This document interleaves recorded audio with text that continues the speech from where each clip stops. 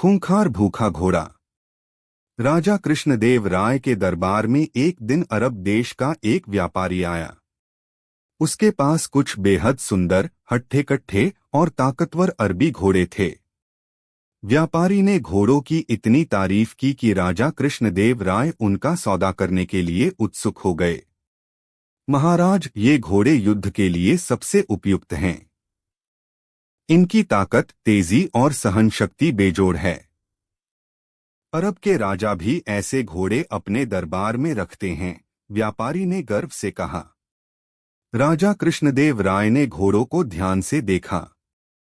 वे सच में बेहतरीन थे। उनकी चमकती त्वचा और मजबूत कदकाठी देखकर राजा को लगा कि ये घोड़े उनकी सेना को और भी शक्तिशाली बना सकते हैं। बिना अधिक विचार किए उन्होंने व्यापारी को मोटी रकम देकर सारे घोड़े खरीद लिए।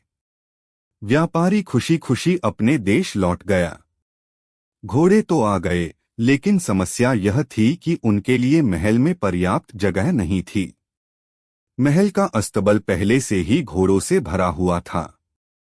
अब नए घोड़ों को कहाँ रखा जाए, यह चिंता का विषय बन गया। दरबार में इस विषय पर चर्चा हुई।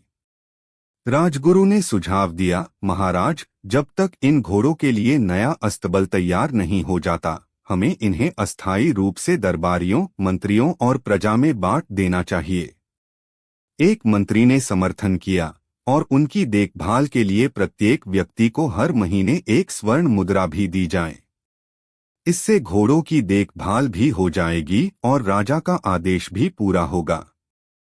राजा को यह सुझाव पसंद आया। उन्होंने आदेश दिया कि घोड़ों को मंत्रियों, दरबारियों और कुछ प्रतिष्ठित नागरिकों में बांट दिया जाए। लेकिन यह सुनकर दरबारी थोड़ा घबरा गए।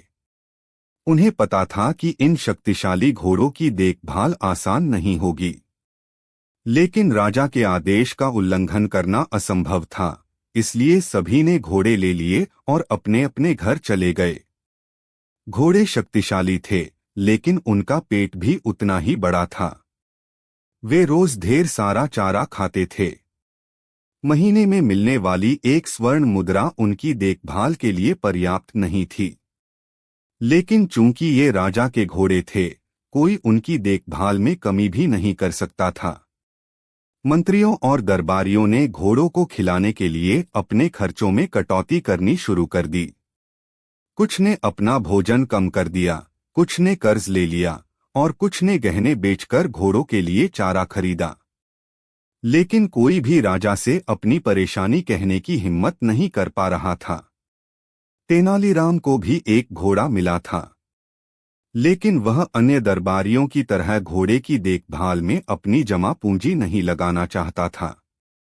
उसने सोचा, अगर मैं इस घोड़े को भरपेट खिलाने लगा तो कुछ ही महीनों में मेरा सारा पैसा खत्म हो जाएगा।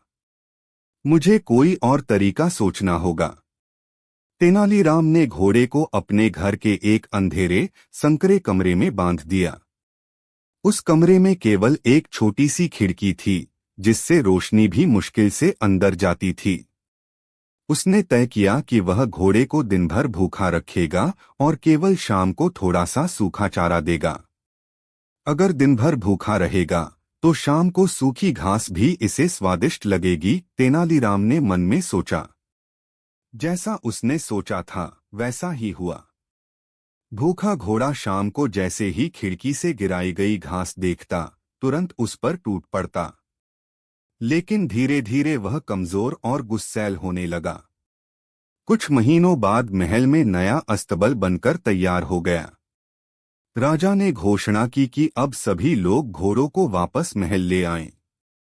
यह खबर सुनकर दरबारियों और नागरिकों ने राहत की सांस ली। वे घोड़ों की देखभाल से तंग आ चुके थे। सभी लोग अपने अपने घोड़े लेकर राजमहल पहुंचे। लेकिन तेनालीराम अकेला खाली हाथ आया। तेनालीराम ने चिंतित चेहरे के साथ उत्तर दिया, महाराज, मेरी समस्या बहुत गंभीर है। मेरा घोड़ा बहुत खूंखार हो गया है। किसी को भी देखते ही उस पर हमला कर देता है। मैं उसे अकेले नहीं ला सकता। यह सुनकर राजगुरु मुस्कुराए और बोले, महाराज, तेनालीराम की बात पर विश्वास नहीं किया जा सकता। हमें स्वयं जाकर वास्तविकता का पता लगाना चाहिए। राजा ने आदेश दिया कि राजगुरु कुछ सैनिकों के साथ तेनालीराम के घर जाकर घोड़े को लाएं। तेनालीराम सैनिकों को अपने घर के उस अंधेरे कमरे तक ले गया जहां घोड़ा बंद था। राजगुरु जी, घोड़ा बहुत गुस्से में है। पहले खिड़की से झांककर देख लीजिए, तेनालीराम ने कहा। राजगुरु को लगा कि तेनालीराम झूठ बोल रहा है। उन्होंने तुरंत खिड़की से अंदर झांका। अंदर दिन भर से भूखा घोड़ा बैठा था। उसे उम्मीद थी कि हर शाम की तरह अब भी खिड़की से उसे खाने को कुछ मिलेगा। जैसे ही राजगुरु ने खिड़की में अपना चेहरा डाला, घोड़े को उनकी लंबी सफेद दाढ़ी दिखी। घोड़े को लगा कि यह भी खाने की चीज है। अचानक घोड़े ने जोर से झपट्टा मारा और राजगुरु की दाढ़ी को अपने मुंह में दबा लिया। तेनालीराम मुस्कुराते हुए बोला, राजगुरु जी, मैंने कहा था न कि घोड़ा बहुत खूंखार हो गया है। अब देख लीजिए। आखिरकार सैनिकों ने तलवार से उनकी दाढ़ी का एक हिस्सा काटकर घोड़े से छुड़ाया। महल में घोड़े को देखते ही राजा को झटका लगा। वह पहले की तरह ताकतवर नहीं था। महीनों तक भूखा रहने के कारण वह कमजोर और मरियल हो गया था। तेनालीराम ने नम्रता से उत्तर दिया, महाराज, एक स्वर्ण मुद्रा में जितना संभव था मैंने उसे उतना ही चारा दिया। बाकी लोग तो आपके डर से अपना पेट काटकर घोड़ों को खिला रहे थे। लेकिन सोचिए, अगर प्रजा कमजोर हो जाएगी तो राज्य कैसे मजबूत रहेगा। राजा कृष्णदेव राय को अपनी गलती का एहसास हुआ। उन्होंने सभी नागरिकों को घोड़ों की देखभाल में हुए खर्च की पूरी भरपाई करने का आदेश दिया और भविष्य में ऐसा कोई भी निर्णय सोच समझकर लेने का वचन दिया।